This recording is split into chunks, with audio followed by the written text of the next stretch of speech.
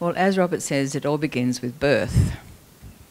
And so, you know, at 3 weeks of age, my mother discovers that I have pus coming out of my ears.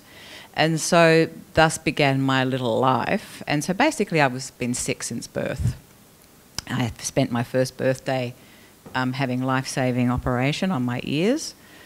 They don't do that so much now because of antibiotics, because I'm kind of just at the time when antibiotics were just starting to become, you know, useful. And so I had lots of operations as a child, just minor ones. Lots of unwell. I don't ever actually remember being well. Lots of allergies, because my parents didn't know about allergies. My father smoked. We lived in a rural property where there was sprays, chemical sprays. So I just don't ever remember as a child being that healthy. Always earaches. So my life progressed, being 2 daughters and living on a fruit block and no son. So my sister and I did our best to work. You know, we were expected to work. Not we were expected, but we joined in the work. And so we would do lots of heavy lifting, you know, because Dad didn't have a boy, so we're going to do the heavy lifting. So by the time I was about, you know, 9, I'd wrecked my back. And then I had several accidents. I got hit by a car when I was 4 or 5, and then they discovered I couldn't see. And I'm laughing. That's called dissonance, is it? Emotional disassociation. I'm laughing now, but it was really terrible. But I survived. And so that was when the back issues started. And then I started nursing because I wanted to leave home. And then this is the era before they had machines, lifting machines. So once again, we're doing lots of heavy lifting. And so I blew a couple of discs at 18. So there's a lot of physical stuff going on. But my mother says I was a miserable child. So I was a miserable child. And I was very bossy. Can you imagine that? I was very bossy, you know. I wanted to play with me. And I was always a bit sad about that. No one to play with me. And I was the little kid that was at the end of the race. So everybody's running, and my name was Julie, and Julie's at the end, hobbling along, and I just remembered feeling just so ashamed and so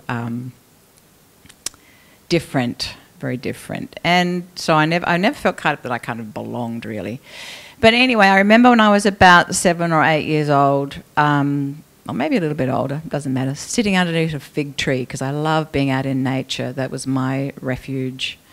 And sitting under a fig tree, it was hot, and my little feet were buried in the dirt. And I'm thinking, you know, when I grow up, I'm not going to have any more pain. And so thus began my life, really, my journey for wellness. So I went nursing. Well, you don't want to get well if you want to go nursing. Although, you know, we did the best we could. So I was very, very interested in health and the body and the mind. And then I became interested in spirituality, and I sort of became a seeker, really. So my physical condition and my emotional condition led me to find out, well, how can I get well? I really want to get better. And so the physical pain, so I had sciatica for years and years and years and years. I would wake up every morning and I would look for it. I would go to bed, I'd spend hours trying to get to sleep, trying to relax, and I would wake up and I'd go, oh, no pain. And then I'd get out of bed, and because I'd looked for it, it would start. In fact, we were having a conversation in the car. I don't have sciatica anymore, but this morning I said, you know, even if I mention the word sciatica, it starts up. And it started up. Vaguely, but it's a pattern, and I realised now with all my study that it's about the brain. So anyway, I went nursing, and that was pretty tough, and it was a very... Anybody here a nurse? It's a tough environment, isn't it? And there's a Coke machine and a chip machine on every floor, just to make sure that we always have lots of patients. a bit sarcastic there. Anyway, so where am I going with all of this? So in 1986, I'm in India with my meditation master, and she was very good at pick, poke and provoke.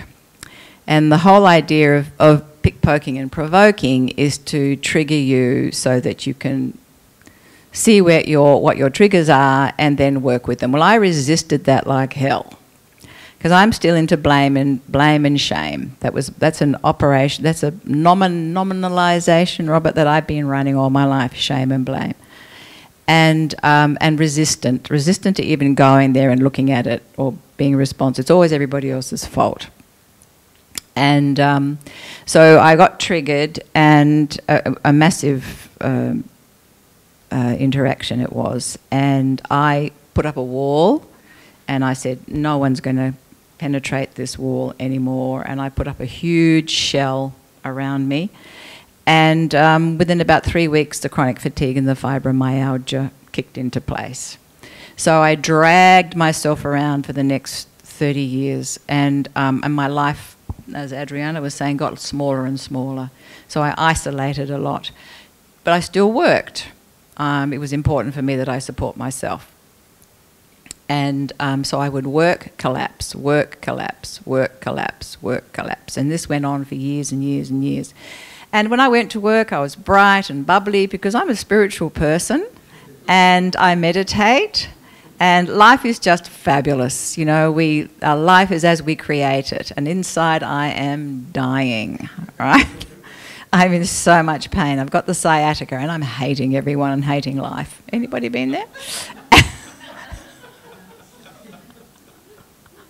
But I'm sweet, and I read all the spiritual books, and I'm doing all the self-help books, throwing them across the room, saying this is bullshit. But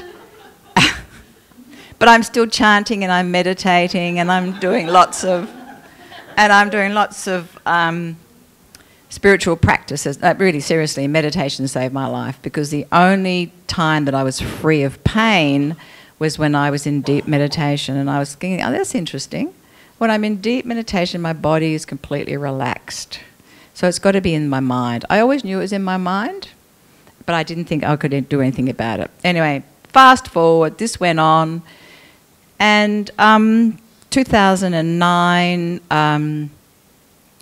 I found myself living in a small country town. I'll backtrack. 2008, I'm in India and I'm at a retreat. And and it really was a beautiful time. So guess what? No pain. No pain. Here I can't stay in India all my life, can I? But no pain. I remember going to the temple just before I left and praying and saying, you know, what's the purpose of my life? And what am I going to do when I get back home? Because I had this kind of impending doom kind of feeling that life was just going to be the same old, same old. So I went into the temple, as I said, and I said, so what is the purpose of my life? And is it just to suffer? Is it just to have pain? Is it, you know, just to live this life? And I remember sitting down, and a very, very clear voice said, the purpose of your life is to love your life. And I went, what? What do you mean, love my life? So shortly after that, I had a breakdown. Because sometimes you have to have a breakdown before you can have a breakthrough, as my teacher would say. So here I am, I'm in a small country town. I'm just wishing that all the people that I was looking after would die, because I know it's terrible, isn't it? But this is how sick I was, right? And I didn't really mean that. All you sick people out there, really, I was tired. I was exhausted. What about me? What about me? What about me? And so I went to the doctor, and she said, I think you have depression. I said, definitely not. I'm not depressed. Mind you, I had tried to kill myself several times. but I'm not depressed. I unsuccessfully when I was 19, but that was a non-event apparently. So I buried that one, and then there were several other attempts after that, and I buried those, although I was sent to a psychiatrist who sat in front of me. They're marvellous psychiatrists, aren't they? They're great. So he just sat there.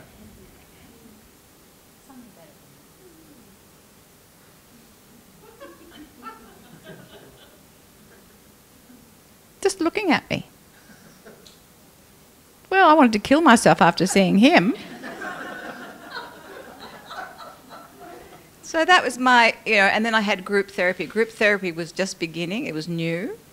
And I'd had a migraine every time I went to group therapy because I'm listening to everybody else's shit and I couldn't speak up. I didn't know how to join in. Anyway, so fast forward here, I'm 2009 and I have this breakdown. And I now find myself homeless, jobless, and what could I do? So I went back home to Mum. And that was the best and the worst. So I go home, back home to Mum, and it was just going to be temporary until I find out what to do. So in the meantime, my body's still racked with pain, and by this time I've got angina, chest pain. So I'm walking a few steps and I'm just getting gripped by this pain, and I've got indigestion that won't go away. By the way, I came here with indigestion and I don't have it now, thanks guys. And all that burping. And I started to, so I quit nursing. That was fantastic. I've been wanting to do that for years. So just, that's it. Never re-registered, but now what am I going to do? So I thought, well, what I'll do is I'll formalise I've been counselling for years and years as a nurse, so I did a counselling training. And then I got online and I found this, because I'm living in Berry, it's a small country town. I don't know anybody there, even though I was born there, but I didn't really know too many people. So I got online and found this website, and it was a group of women getting together and having morning sessions. Marvellous woman, actually. And they were starting to talk about EFT, and they were offering EFT sessions at a very minimal price. I thought, oh, well, I'll give it a go. And so I was interested in EFT. And so I tapped away for a while, and that was where I started to learn about the brain. Actually, somebody had given me Norman Doidge's book on the brain that changes itself, and I had read that, and I thought that's pretty amazing. So I started getting interested in the mind and in the brain from the physical, neurological point of view. So that was when I was introduced to the work of Bruce Lipton and started reading his books. And then I thought, well, I want to go and get trained as an EFT practitioner, and so I meet Judy. And that was 2011 or something, I think it was. And a couple of years later, and I think I had a few sessions with Judy, and then a couple of years later, Judy tells me about FasterEFT. And I thought that was just faster tapping, really. And so then I came along to Robert 2013. And that was the missing link. I did not know how to let go. I knew how to hold a grudge. I knew how to be resentful. I knew why I felt this way, but I did not know how to get rid of this shit that was really destroying my life. It was my mind. I always knew it was my mind. And then slowly, with lots and lots of tapping, lots of tapping buddies, and but resistant. I don't have anything wrong with me. I can't even think of what I'm going to be tapped on today, because really I'm only just here because I need the hours. That's what I said to Kim and Pam. I'm only here because I need a couple of level and you're cheap. I didn't say cheap, and I just said, and I can't afford you any other time. So got your running shoes on. Yeah. Got my running shoes on. Anyway, we managed to get to a few, and I hated it. It's like, stop, I don't want to do it. But they managed to crack. They managed to crack it. I mean, my teacher couldn't, that was the pick, poke and provoke, all of that. You'll all learn about that. So, so the letting go was the key. Going back into the memory was the key. But FasterEFT really is the link, and also the gratitude, the appreciation, the happy journal, the willingness to feel better. I think that's the key. You just want to have to feel good, really. Just the desire to feel well. And so I've changed my diet. I've spent thousands on chiropractors and acupuncturists and Chinese medicine and all that kind of supplements. But FasterEFT has really enabled me to, look at my diet and be able to stick to it, and to really heal on many, many levels. And I found that once I started doing this, more information would come to me, from different areas, so I could to support my health. And so this really, Robert, has been a miracle. And I believe I've been divinely guided. Yeah. Well, I don't have fibromyalgia anymore, and I don't have chronic fatigue. And I get a little sciatica every now and again because I do have several worn discs and I do have bulging, so it's a structural thing. But very, very interesting, I had my first relationship in 30 years. And one of the reasons why I didn't want to get into a relationship is I just never felt well enough. I just didn't have the energy, and I just didn't feel good about myself. So how was I going to go? And it never even came up, really. I thought it would be nice, but I could never imagine doing it, having it, or it ever occurring. And so last year sometime, over the last year, I've had this little fling. And in the meantime, I've lost 15 kilos. And that was just probably happened after my first session with Judy. That would have been back in 2000 and maybe 12, 13, sometime around that. And I very slowly then, the weight started to, not through dieting, although, I did change my diet, that's for sure.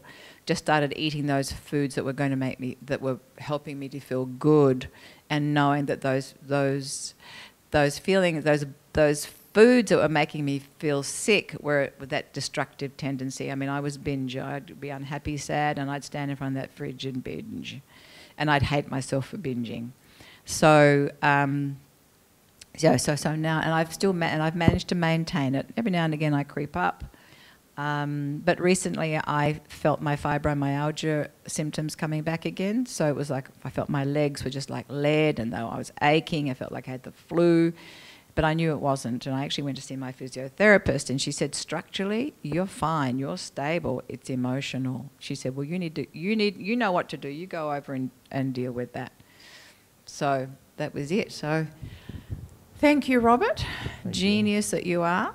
Thank you.